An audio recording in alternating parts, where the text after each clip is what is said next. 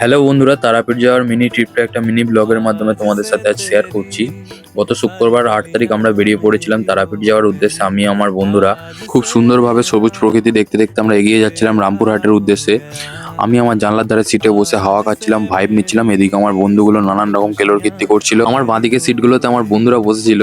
আমার একটা বন্ধু অনিক, ও আবার ওর ঠাকুমাকে নিয়ে যাচ্ছে। ঠিক আছে, ঠাকুমাকে প্রচন্ড ভালোবাসে, তাই জন্য যেখানে যায় ঠাকুমাকে নিয়ে যায়। ঠাকুমা যাচ্ছে বলে অনেক খুব খুশি, আবার পোজ দিচ্ছে। ঠাকুমার ঝেড়ে তারাপীঠে খাবে তো তাই। ফাইনালি 4 ঘন্টা জার্নি করার পর আমরা রামপুরহাট স্টেশনে পৌঁছে গেলাম, অর্থাৎ তারাপীঠ স্টেশনে। যে আমার পেছনে দেখতে পাচ্ছ তারাপীঠ স্টেশন।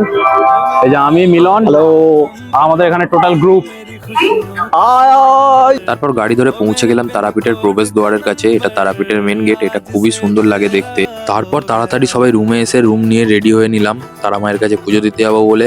আর এদিকে আমাদের একটা ছোট্ট করে ডিসকাশন চলছিল যে পুজো দিতে গিয়ে কে কটা পুজোর ডালা কিনবে, সেই নিয়ে একটু গন্ডগোল চলছিল।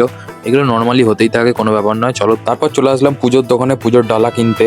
ডালা কেনা কমপ্লিট, এবার মায়ের মন্দিরে প্রবেশ করব। মন্দিরের প্রবেশ দ্বারের ভিড়টা দেখে তো তোমরা আন্দাজ করতে পারছো যে কি পরিমাণে ভিড় হয়েছিল। তাও সেদিন শুক্রবার ছিল, জানি না শনিবার পুজো দিলে কি হতো। এদিকে ডালা হাতে নিয়ে দাঁড়িয়ে পড়েছিলাম পুজো দেওয়ার লাইনে। আমরা টুকটুক করে মায়ের দিকে এগিয়ে যাচ্ছিলাম।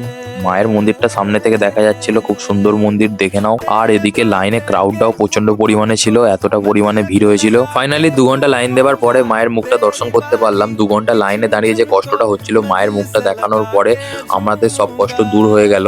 যাই হোক, তোমরা কমেন্টে অবশ্যই একবার বলে যেও জয় মা তারা। আর তোমাদের কার মনে কি ইচ্ছা আছে, কি কামনা বাসনা আছে, মায়ের কাছে চেয়ে নাও, মা তোমাদের ইচ্ছাগুলো পূরণ করে দেবে।